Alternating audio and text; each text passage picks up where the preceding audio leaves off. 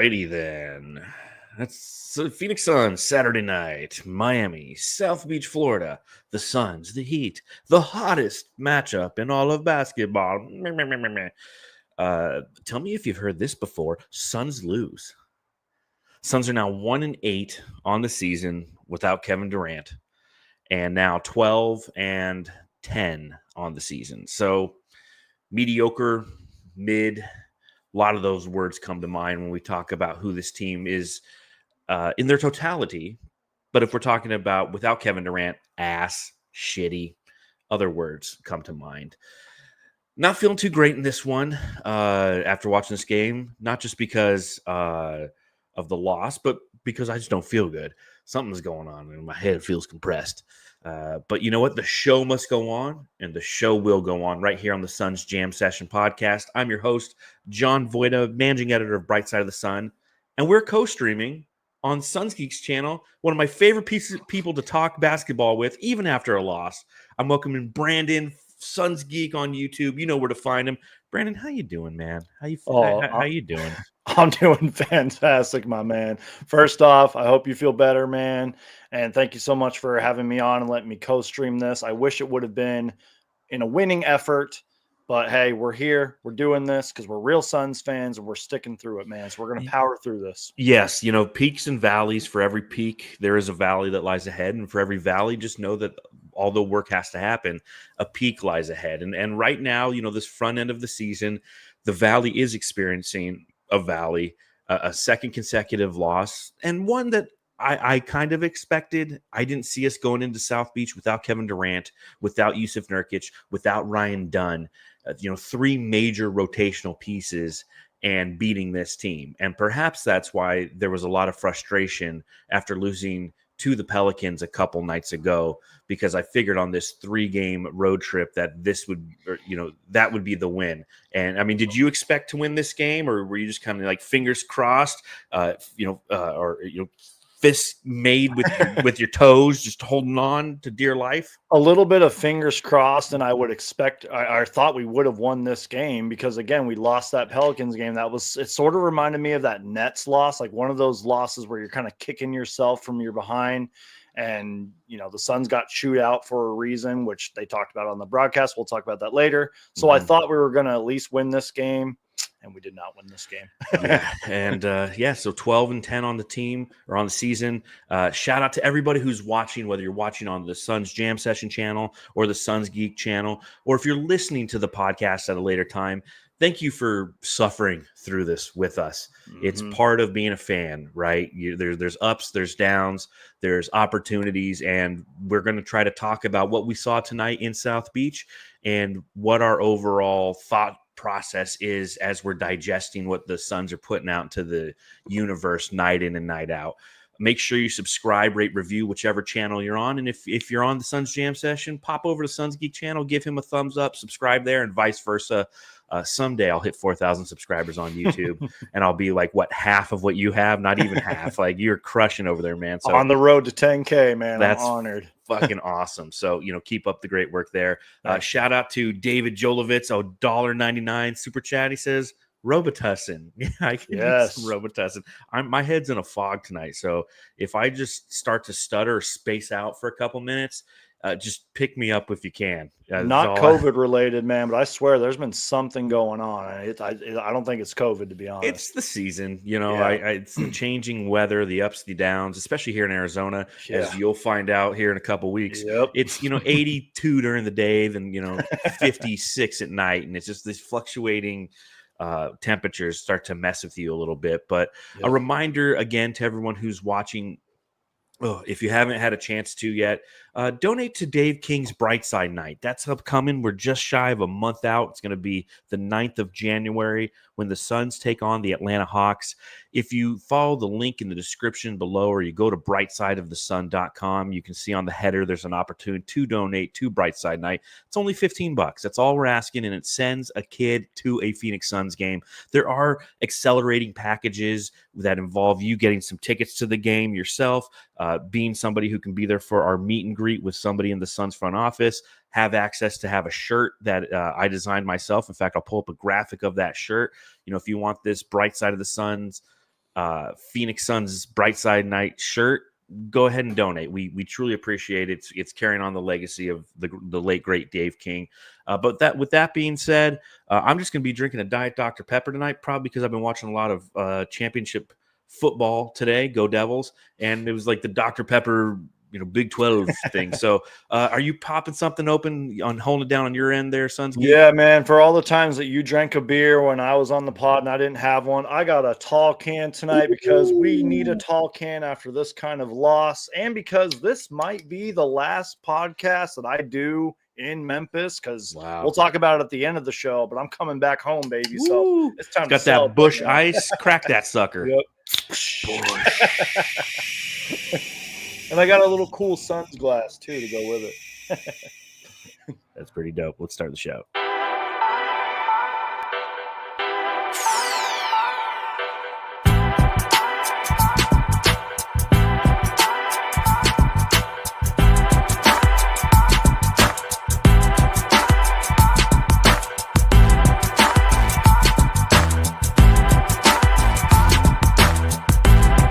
That's right. Ladies and gentlemen, it's a loss for the Phoenix Suns, their second consecutive loss, losing by a final score of 121-111 at the hands of the Miami Heat, a team they beat by 3 points earlier this season. And it brings me to my first question.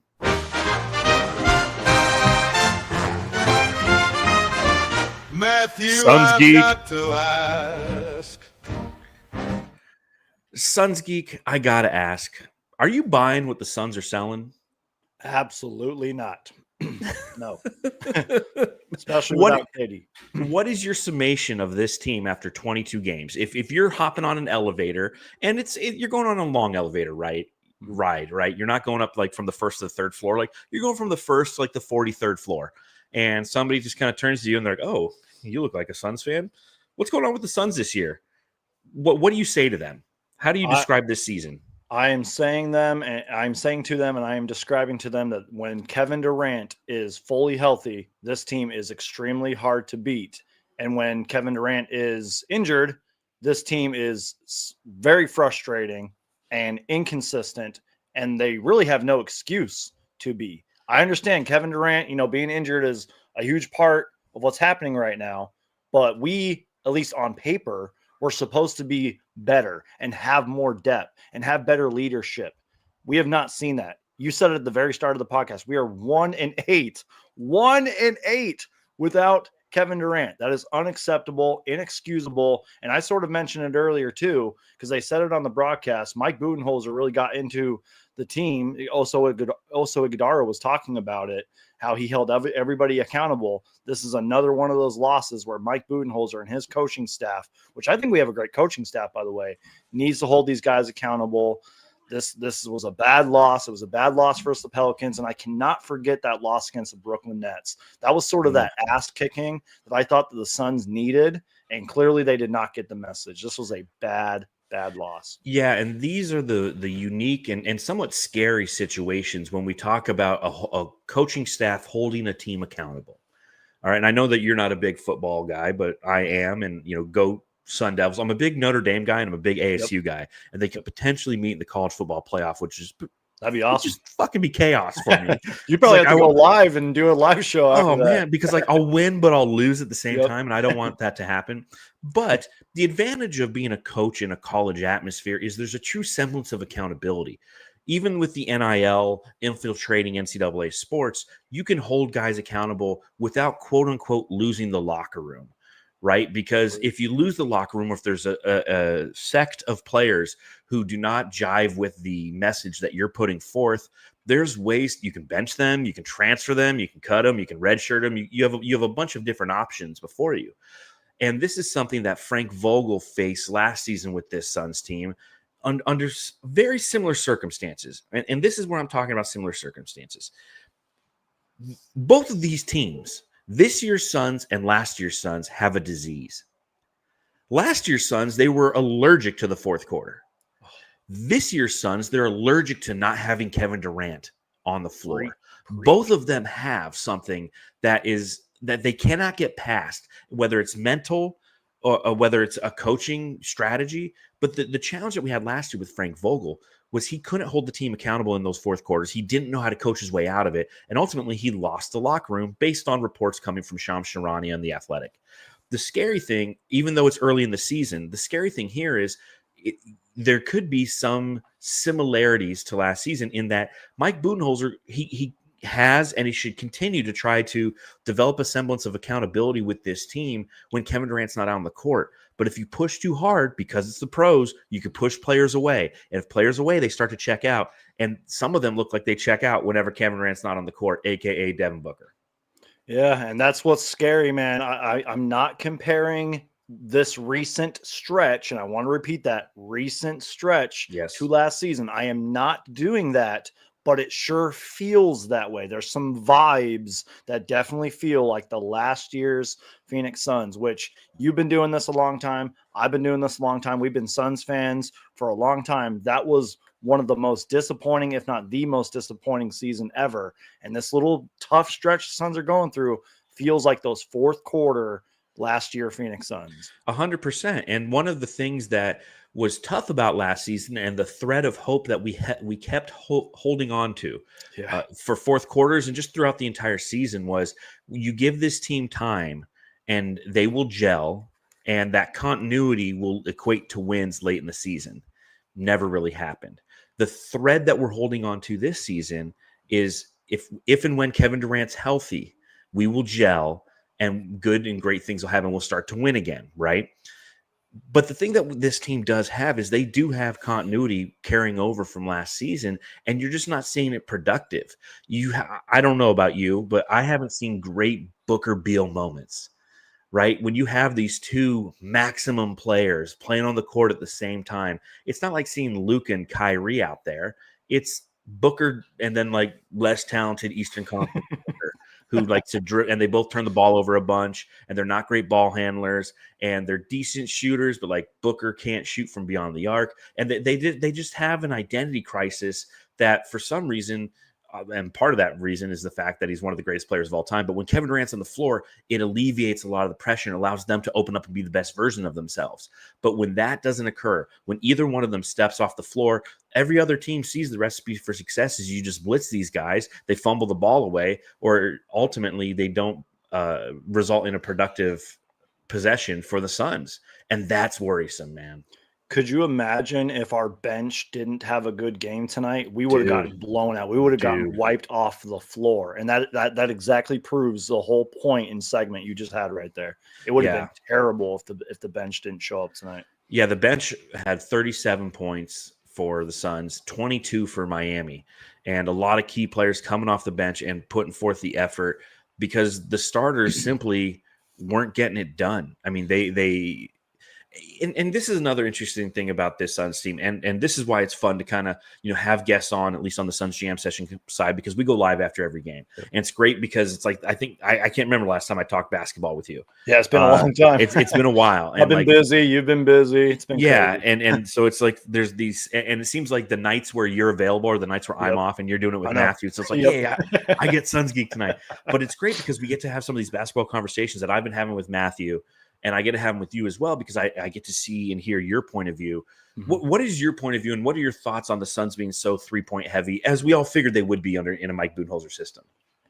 At first, I really enjoyed it because it was such a change of pace from last season. I mean, that's why I was so locked into the preseason. I was like, after every quarter, I want to see how many threes the Suns attempted and made. And I'm still kind of doing that to an extent now. But now I expect it. And even when we had good three-point shooting nights, like tonight for the most part, it still isn't really resulting in many wins. That's a little concerning. But like I do want us to continue to launch up as many threes as possible and make those threes. Hopefully that answered your question. But I will say it is a better change of pace compared to last season. I like the change, and I agree with you. I like the change of pace because I felt it was such an area of opportunity for the Suns last season. Yep. 5th overall in 3-point shooting percentage, but 25th overall in 3-point attempts per game. It was just like you have this amazing tool that you simply don't use. And now they're utilizing it. And for those who read brightsideofthesun.com, every Monday I do a weekly segment called Tracking 40, where I break down the previous week's performance relative to 40. 40% 3-point attempt rate. So that is, if they shoot 100 shots, what percentage of that is shot attempts from beyond the arc? So if they shoot 40 out of 100, 40%, because that's something that's never happened in the history of the Suns, but it's happened 5 times over the last 6 seasons, I believe, in Mike Budenholzer teams. And so it's kind of like getting with the times, but also 40% relative to accuracy. So if you can join that 40-40 club, if you can be a team that shoots over 40% of your shots and makes over 40% of your shots, you're going to win games. It's math. It's simple math. That's a good thing for the Suns. So there's been this morph in Phoenix, and it's been interesting to watch, is the way I'll put it, because the challenge that I've noticed in non-Kevin Durant games is the Suns truly live by the 3, die by the 3. And tonight against the Heat was a great example of that, because in the first half, where they took a 58-53 lead into halftime, they were 11 of 24 from beyond the arc in that first half. Yep.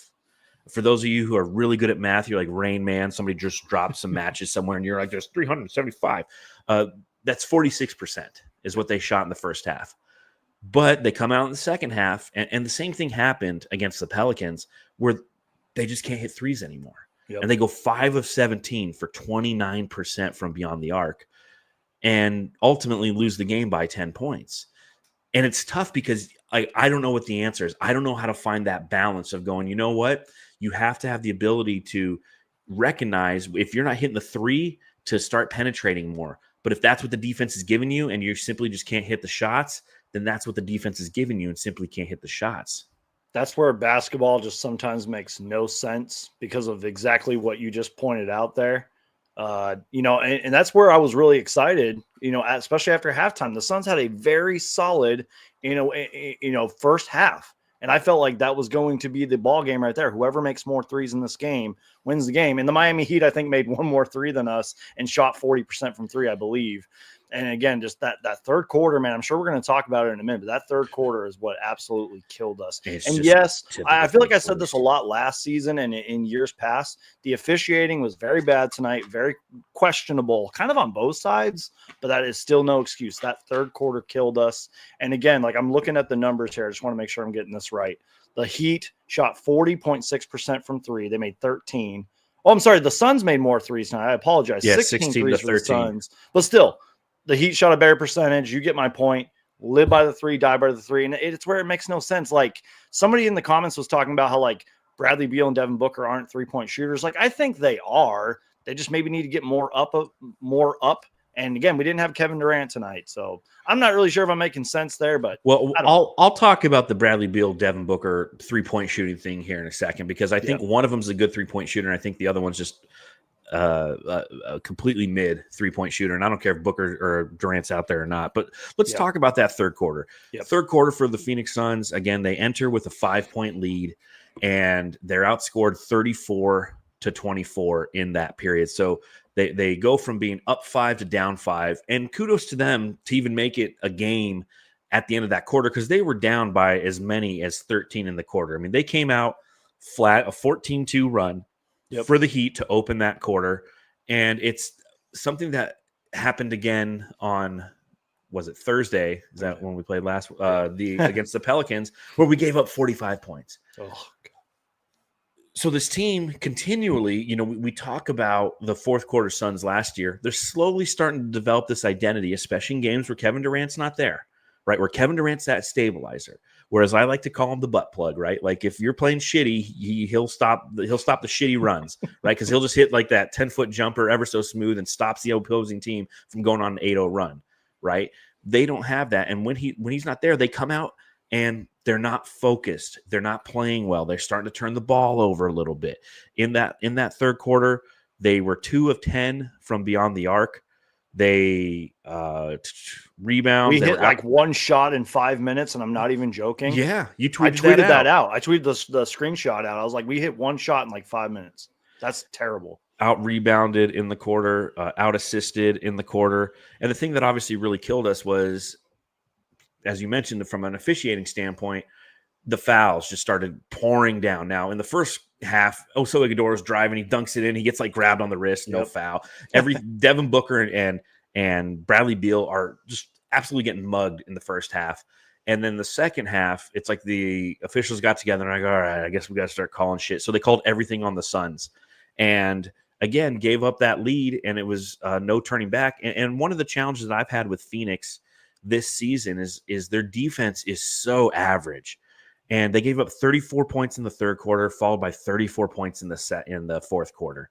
And they're a team that just they can't make, at least in recent memory, they can't make defensive adjustments. And that's a problem for a team that their best defense is having a great offense. So when the offense isn't playing well, their defense can't execute, man. There's a layup line in the fourth. It's like unacceptable. I remember last season we were doing one of our pods, one of our thousands of pods that we do, and somehow the topic was like, who's the Suns' best defender? Was it Kevin Durant or Josh Okogie? For some reason, I was stupid, and I think I said Josh Okogie, and you were like, if Josh Okogie's your best defender, you're fucked. That was exactly what you said. Now, we could argue all day who's the better defender, Kevin Durant, Josh Okogie, yada yada. Royce O'Neal's a good defender. We have good defenders on this team. Like I said, we on paper are supposed to have better depth and defense this year. I haven't seen much of that better defense. I don't have the defensive numbers in front of me, the defensive rating and all that. I don't care. We are not a good defensive team as of right now, and especially during this stretch. It is bad, man. Like you said, that fourth quarter was a layup line when I knew the game was over specifically. I mean, we lost this game in the third quarter, but we kind of made a little push late in the third. I think it was like 11-3 run or something like that. Even in the fourth, we got it to 103-100. Yeah, exactly. Like it was a 3-point game. That's the thing. Like I even tweeted out, or I think I saw a tweet, or I tweeted out, I said something like the Suns were down 8, but it feels like they're down like a lot more. Mm-hmm. There was one play though, like kind of late in the fourth quarter, Jimmy Butler goes in for an and one. And then I think the next play down, they hit a 3. I was like, that's the ball game. Because I texted you. I was like, yep, Suns are waving the white flag. I'm getting ready for the pod. So the Suns defense is not as good as I once thought it was. It's not as good as I anticipated coming into the season. And I don't know how to fix it. I don't know, man. Therein lies the issue. And that's where I completely agree with you, where I don't know what the answer is to fix this team. Obviously, having Kevin Durant is going to be something that will help this team defensively. Having Yusuf Nurkic on the interior will avoid allowing this team to outscore us by 30 points in the paint. Oh. They scored 62 to our 32, which goes to show you that this was a layup line, that they realized that Mason Plumlee and Oso Ighodaro are down there, and a team that is 24th in the league in points in the paint in the Miami Heat said, under the great leadership of Eric Spoelstra, said, we are attacking the interior, and we're just going to do it unmercifully until they can stop us, and they couldn't stop us. The Suns, as you mentioned, have some really unique and I feel above average defenders. Yes. Royce O'Neal is a great perimeter defender, not a great, if you put the ball on the floor on him, he's not a great defender. Bradley Beal has effort. Booker has effort. Okogie is a fuck shit up guy. Yes. Grayson Allen has some physicality to him, but it's a team defense thing.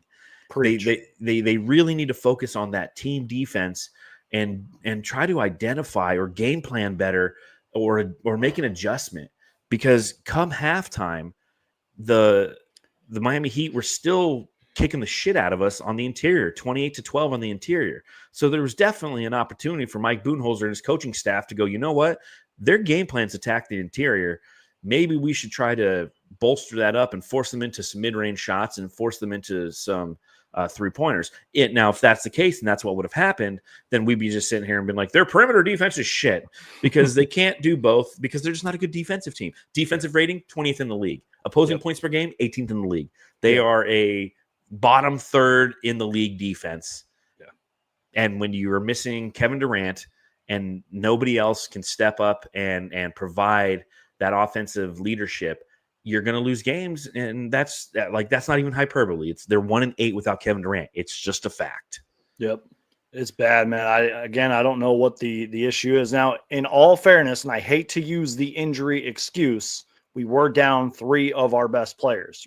Kevin Durant, Yusuf Nurkic, and Ryan Dunn. And I know a lot of Suns fans hate Yusuf Nurkic, and they want him off this team, but I feel like this was a game, and even last game, because the Pelicans are pretty small. I mean, Yves Missi is our starting center. Yeah. We could have really used Yusuf Nurkic tonight. And the Miami Heat, man, I could go on a whole rant about the Miami Heat. I'm sure they'll probably be up there in the playoff race, but they're not a contender anymore. No. And I know people will be like, oh, well, they're going to go on that big magical playoff run and go to the final. No, that era is over. That's why you read those stats to me, and I was like, this team is not that good. But they were pretty good tonight. I'll give them credit. And I love how you gave credit to Eric Spoelstra, who besides Greg Popovich is the best coach in the NBA, man. He deserves so much credit. I don't care what the Heat record looks like. He is a great coach, and I hope they don't fire him just because that team isn't performing. No, he's been there for 17 years. Exactly. And I think that this team and this organization understands that they're at the back end of this version of the Heat, and they're going to be ready to rebuild. And just like the Spurs did with Pop, it's like, hey man, we're going to rebuild, but we need you here for that rebuild because you're an amazing coach and you're going to coach these guys up right. What do you think of the whole Heat culture thing as a City Edition uniform? I'm so glad you asked. I would love it. Like if I was a Miami Heat fan and they said, hey, this is our practice court and our practice jerseys, I'd be like, cool, I'll make a video if I was a Heat fan. But no, as the actual NBA uniform and stuff like that these guys play on and they perform in front of thousands of fans, it looks weird. It doesn't look like it was finished. It's bad. That's my answer. I don't like the Heat culture thing. Maybe if we knew more about, the Miami Heat and stuff and we followed that team more closely, I'd get it, but still it's terrible. I feel like you can say that for every City Edition, and that's what makes it unique is the fan base connects with it because it's something that they understand. Yeah. And so I can see that side of it, but here's my number one gripe with the Heat culture thing. My number one gripe, because I'm just like you. I put myself in the shoes of a Heat fan. Exactly. And this is the second season they've done Heat culture. I think last year they were white jerseys and they switched them. They're red this year. Next year they'll be orange. They in Miami, they find a concept, they milk it for 3 seasons, which is the right way to do it, in my opinion. But my biggest gripe with it is the fact that it has the normal Heat logo on it. It's just smaller and then culture's really big. It's like I already have a jersey that says Heat on it. I mean, I could write the word culture under it, and then it's technically a City Edition jersey. It's not that creative. I think that obviously, as I mentioned, from a opposing fan base standpoint, we think it's weird. But if you're inside the fan base, you embrace Heat culture. It's part of who you are. Eric Spoelstra is a cornerstone of Heat culture. I just think that the design is lazy. They're like, all right, we're going to do Heat like we always do. Like, you're not changing it all. No, it's the exact same font, same color, everything. And then we're just going to write culture under it. Okay. And we'll give it kind of like a faded spray painted look, like it's aged, it's cultured, if you will. Like, Steve, that's a great idea. Pay this man his money, And that's what I was going to say is it looks faded. Like it looks like you could write it on a t-shirt and be like, oh, I'm Heat culture. This is our City Edition jersey. It's a bad Suns game when we're talking about the Heat culture jerseys and court, man. That's how for as long as we are. Well, let's talk about a couple of the players. Allow me to reintroduce myself. My name is Big Dick Booker. There's been a lot of talk around Devin Booker this year.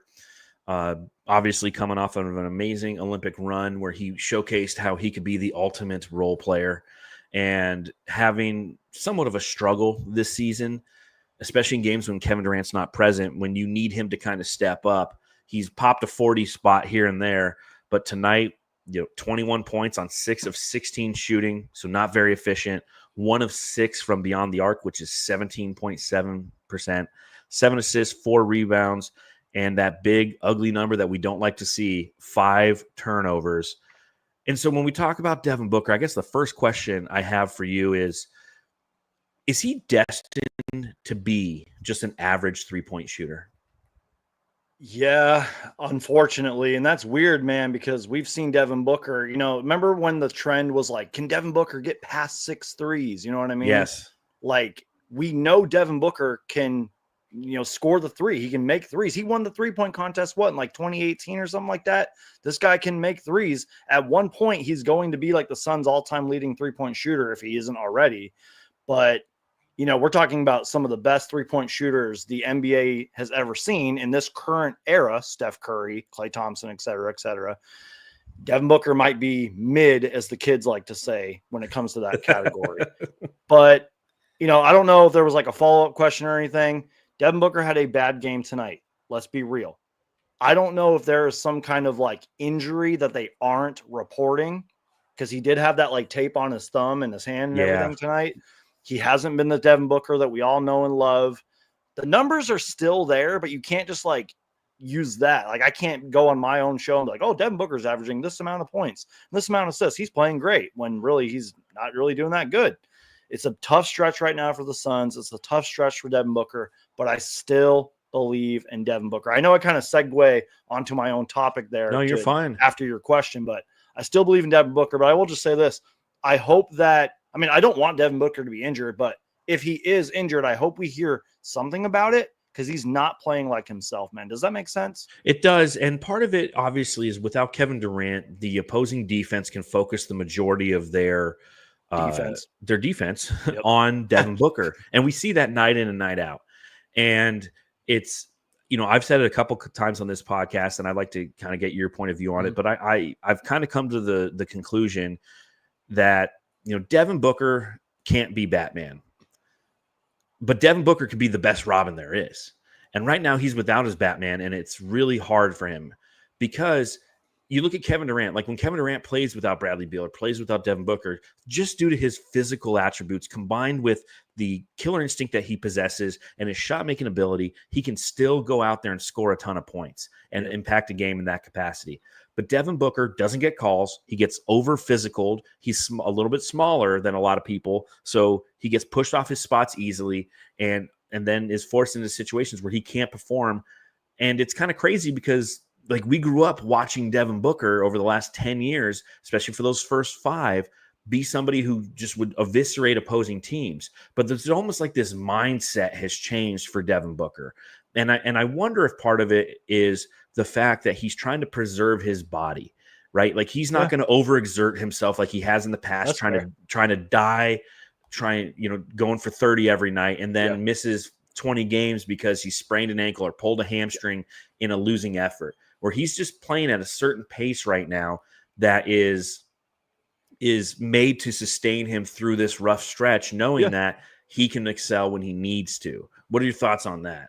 I sort of, in a weird way, like that, because again, the end goal, at least for right now, is to get to the playoffs. Obviously, it's championship or bust for the Suns, but right now we're just trying to get the playoffs. So if that is the real, like, if you and I were having a private conversation with Devin Booker and he said, yeah, I'm trying to preserve my body, I'm just trying to make it to the playoffs, man, that's why I'm not playing so good right now, I would understand it to an extent.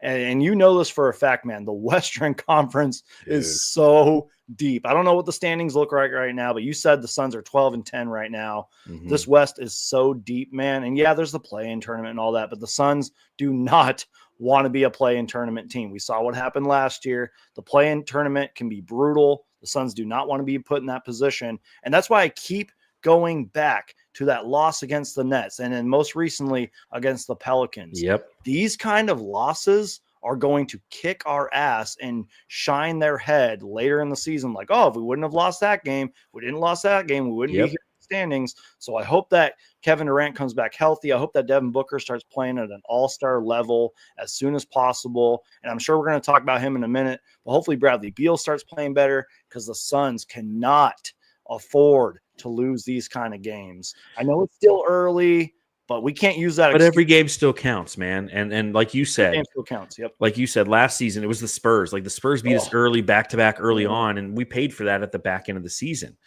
It's funny. John Tran in the chat He's says, been preaching tonight too. which Robin? Yep. You're a Batman guy. What is your favorite version of Robin in all the Batman movies? Man, great question, because I am a huge Batman fan. Just off the top of my head, I'm going to go Batman Arkham Batman, because he was in Arkham City, Arkham Knight. The Arkham fans know what I'm talking about, so I'm going to go Arkham. Okay. I'm gonna go the There's like the Chris O'Donnell version. Yep. I'm going to go with Burt Ward, the original from Yep. like the TV show in the 60s, that Robin. I love it. The other thing, going back to my original question, but talking about Devin Booker and 3-point shooting. Mhm. So the peak of his 3-point shooting was 38.3%, which he did in 2022 and 2018. And this season, he's at 35 or 34.5%. And that's certainly going to drop after a 1-for-6 performance tonight. One of the challenges for Devin Booker is if you look at some of the advanced stats, if you dig a little deeper, Mhm. he's attempted, not including tonight, he's attempted 165 3-pointers this season and made 57 of them, right? That's the 34.5%. Of those 165, only 35 of them are what you would classify as wide open. That's 21% of his 3-pointers are classified as wide open. And on those shots, he's shooting 42.9%. So if you can get Booker wide open, perhaps he can start to become unmid, as I guess the kids would say. What's the opposite of unmid? Ohio something. But if you can get him open, but again, that's the challenge right now. With no Kevin Durant, he's not getting those wide open shots. He's not not knocking them down. 1-for-6, you can't have that. You can't have that. The last game he was horrible. I mean, he's consistently putting up some horrible shooting nights from beyond the arc. But if you want to talk about bad shooting tonight, just look no further than Bradley Beal. And she said, you're not the only one, but you're the best, Bradley. Bo, bo. Beal in this game, 5 of 18, 0 of 6 from deep, 15 total points. So it took him 18 shots to get 15 points, 5 total rebounds, 4 assists, 2 turnovers, a team worst -24 while on the court. It's funny because in the last game, I said, after he had 7 of the Suns' 14 total turnovers, I said, Bradley Beal just needs to shoot the ball. He's dribbling himself into turnover situations. He's getting the ball in good spaces, just jack it up. In this one, he started jacking up and he just couldn't hit shit. Bradley Beal, a sunken cost. I mean, he's got to be we need him to just be the best version of Alfred. Yep. That's all he can be. Rough night for Beal, man. Rough night. I know it's really easy to pick on Bradley Beal right now, and you guys know me, whether you're watching me for the first time or you've been following me forever. I try to stay as optimistic and as positive as I can. Yes, you do. That's why I'm glad you're on the podcast, because I've been really negative lately. I appreciate it, man. Thank you. But as the games go on, man, and as the weeks go on, it's getting kind of harder and harder to believe in Bradley Beal. I'm yeah, occasionally he'll go off and he'll save the day. He'll be like that Alfred, you know what I mean? But tonight was a good example of we needed you, Bradley Beal. Where were you, man? And he didn't step up, man. And it just, I know a lot of people can go to the eye test thing, but if you're not producing on the court, I normally avoid the plus minus thing, but I understand it to an extent. Because even tonight, I was I knew he was on the court, but I didn't. Because I was oh, he's out there, but he's not really doing much. Might have a highlight play here and there, but nothing really productive. It's bad, man. I mean, I don't think the Suns are going to just go out and trade him. I know he has the no trade clause and all that. I'm not pushing it to that. But again, as the games go on, the days go on, it's harder to, have faith in Bradley Beal because you're not performing on the court, man, especially with Kevin Durant injured. We need you right now. I've been saying this all podcast. I just don't know. I don't know. Yeah.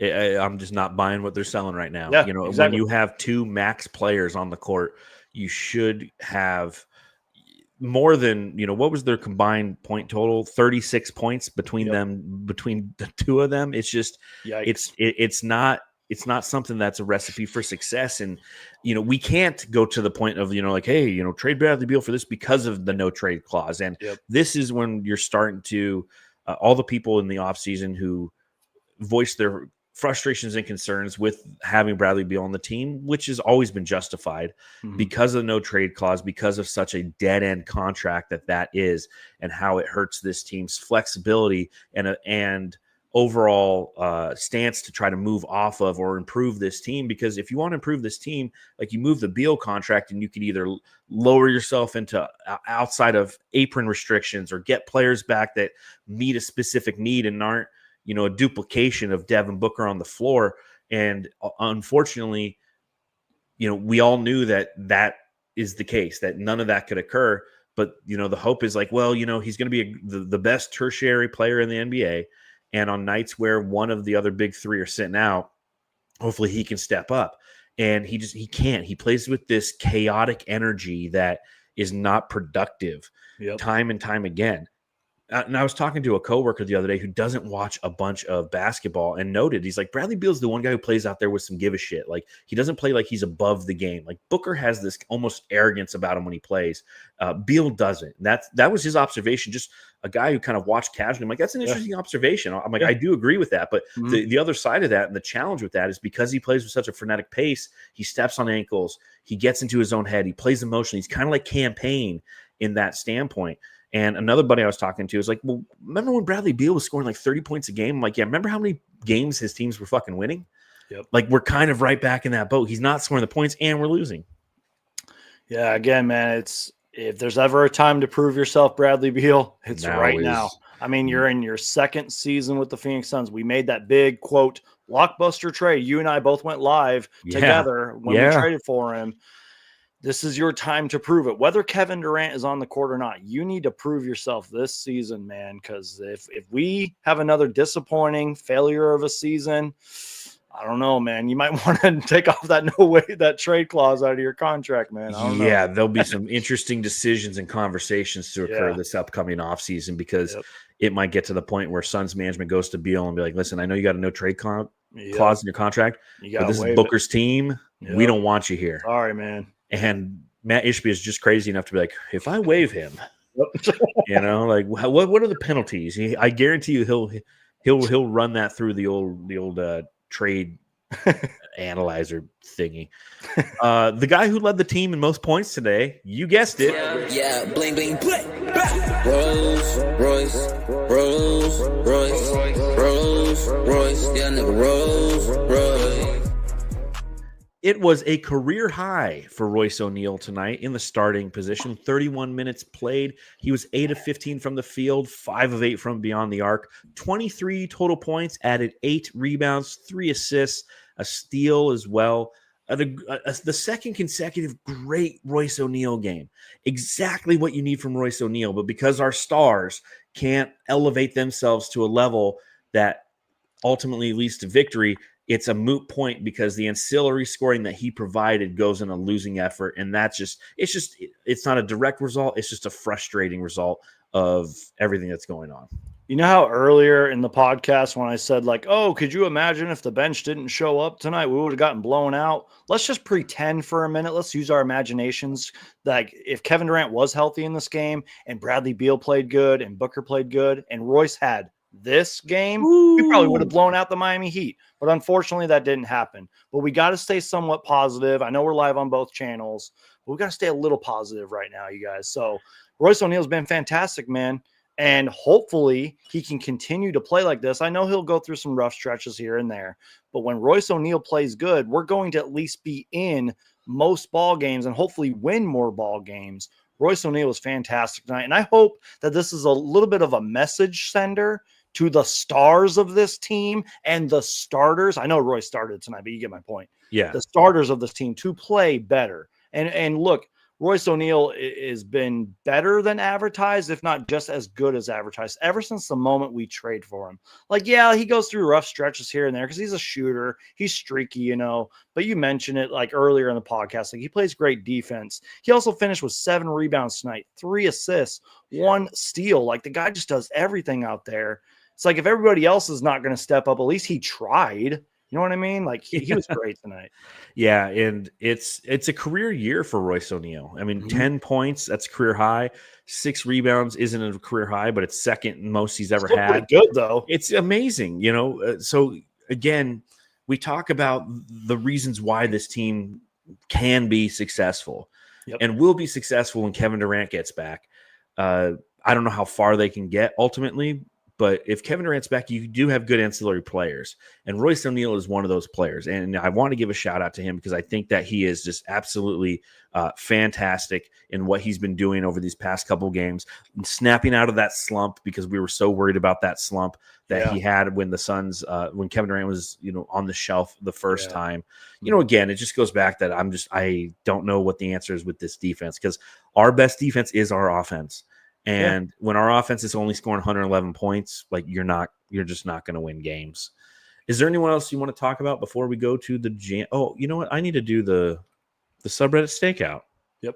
Let me do that. The Suns Jam Session subreddit stakeout.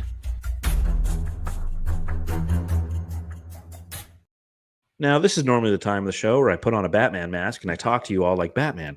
But I don't feel good. My throat kind of hurts, and I don't feel like talking like this for any amount of time. But I will say that, as per usual, on the Suns Jam Session, what we do is we monitor the subreddit of the opposing team during the game to see what they are saying about the game, how they're absorbing the same thing, but from the other side of the coin. And I will say, over there in South Beach on the Heat subreddit, not a lot of shit talking about the Phoenix Suns. No one saying that Devin Booker, is the ugliest guy in the league or has a Lego head. But these are some of the comments that they had. And they were really laying into Jaime Jaquez Jr., right? Yeah. They were really laying into him. Struggling, man. Just saying. Second year, the kid out of UCLA was really kind of somebody who people regarded as a steal in the draft a season ago. Mm-hmm. And he was who they were kind of, aiming their gun at and taking shots at tonight. So here's some of the comments. Christ, Jamie, is Jaquez mentally slow? Why the fuck did Jaquez shoot that bullshit? And why the fuck did Rozier take that layup? Get the all-idiot lineup the fuck out of here. Jeez, I thought Suns fans were bad. Oh, my God. That's a great line. The UCLA guys are going to shoot 90% of the time they get the ball. So they're referencing not only Jaquez, but Kevin Love as well. So anytime you throw it to a guy on the Heat who goes to use it was a UCLA alum, apparently they're always going to shoot it. And then the only other comment I had really was, Heat aside, this game must fucking suck for a neutral fan. Because it wasn't really a pretty game. It was kind of clunky, kind of, so then they won. At least they won. At least they won. So that's the subreddit stakeout. The Suns Jam Session subreddit stakeout. All right. Any other topics you want to talk about, Suns? Yeah, I know you're not feeling too good, and we got to keep this short and everything. But can you just quickly play the Monte Morris drop? Oh, dude, that is a great call. In fact, I have in my notes. Let me find old Monty here. Yep. Bam. Oh, hey, Monte, I really ain't got your money, don't you worry. I said, hey. Monte Morris. All right. Well, I'll read off the stats, and then you tell me what you think about him tonight. Coming in off the bench, 18 minutes played. He was 4 of 6 from the field and 2 of 4 from beyond the arc. He had 12 total points. He had 4 rebounds, 3 assists, and only 1 turnover. Yep. So I specifically wrote down this small stretch, and I'm not saying we would have won the game and everything, but this was a great stretch by Monte Morris here. He literally checks in, and then he found Devin Booker Devin Booker found him for a corner 3. The next play down, he found Grayson Allen for a 3. Then later, I think it was a steal. Booker finds him for another 3. And then it was just a small stretch, which was Monte Morris. It was 3 or assist, 3 or assist. That's what Monte Morris provides for you. And just like with Tyus Jones, this guy rarely turns over the ball. It's a rare feat when he does, especially if he does 2 or 3 turnovers. I even tweeted out, Monte Morris deserves more minutes. And I'm not saying our whole season will turn around if Monte Morris plays more minutes. But this guy is super productive. He was a great offseason signing. Yeah, I feel like he competes on defense out there as well. This is a guy that deserves more minutes. And kind of like how I said earlier with Royce O'Neal, hopefully that's a message sent to the starters and our stars of a team. Some of our bench guys and guys that come, role players are playing better than our starters. That's what we need more of, man. And that's where it's so frustrating with this team is Royce O'Neal has a great game. Monte Morris had a great game off the bench, and we still lose in a pretty frustrating loss. Basketball makes no sense sometimes. Am I crazy or what? No, you're 100% right. Monte Morris, I said it during the game that I want to have his energy and Josh Okogie's energy injected into my veins, or at least put some of that shit in my coffee, because what they're bringing in. And again, this is a good sign for the Suns. And obviously we mentioned earlier how well the bench played relative to total points. But if our starters could play above average or even average, that's how you win games, is you have that sustained energy come off the bench and effective shooting. And Monte Morris is one of those guys. And he's somebody who we don't see a ton of, but whenever we do, he is not impressed me at all this year. Yeah. I think back to the days of like Landry Shamet, when Landry would come in off the bench and we would analyze him and he would disappoint and he'd flash instances of competence. Yeah. Mm-hmm. But for the most part, he would disappoint. Now, granted, he was on a different contract. It wasn't veteran minimum, so perhaps our expectations were higher. But at the same time, it was his performance that ultimately frustrated us. Monte Morris has yet to come in, and I've been disappointed with anything he's done this year. Anything. He hits threes. He sets up the offense. He doesn't turn the ball over. He's got a little defensive gene He to him. Tries out there. He plays with give a shit. He's got that energy. Him and Okogie is like this great little kind of thing to unlock, and this chemistry that has kind of unlocked off the bench, and I'd like to see more of. But again, like, because our starters are combining, our two superstars are making $50 million a year and combining for, they're making $100 million combined a year, but they're combining for 36 points. You're not going to win games because you're going to ultimately lean into those guys versus leaning into your bench. Tonight's one of those nights where Bud could have just said, you know what, fuck it. I'm rolling with the guys who are playing well. I'm rolling with the bench guys, and let's just see what happens. Every now and then a coach will do that, right? They'll just, I think back to like James Harden when he played for the Clippers, and they were getting smoked in like game 6, and then they pulled Harden, and the bench got him back in the game, and Harden just sitting over on the sideline with the towel. Whoever was coaching at the time made a great decision by saying, I think it was Doc Rivers, is like, you know what, I'm going to keep you sat over here because these guys have gotten us in it. I'm not going to bring you in here. You didn't earn it. And every now and then, that's what the regular season's for. Maybe give them some have the give a shit guys play a little bit more. I'm so glad you said that, man, because we're recording this podcast on December 7th. It is still, I know I keep saying this, it's early in the season, yada, yada, yada. There's still a lot of basketball left to be played. So if there's ever a time to experiment, it is right now. I don't know if Mike Budenholzer would do that, but maybe if you want to send a message to your team, that's the way to do it. My camera went out. I know. I was like, are you still with us? I was like, I'm here. There we go. I think I'm back. This camera's wiggity whack. Shout out to John Tran in the chat. He says, gas, give a shit, fuels good basketball. Yep. I agree. All right, let's get into some hard words, send out some GMs. Jam star of the game. All right, Jamsters and Geek Squatters, let us know in the chat who your Jam star of the game is. I'll let you go first. Who you give the Jam star to in this one? It's an easy one, man. It's Royce O'Neal. But you know me, because I'm a guest, but we're co-collaborating on this podcast and everything. I like to do this. Honorable mention, my boy Monte Morris. We just talked about him. Yeah, but it's Royce O'Neal.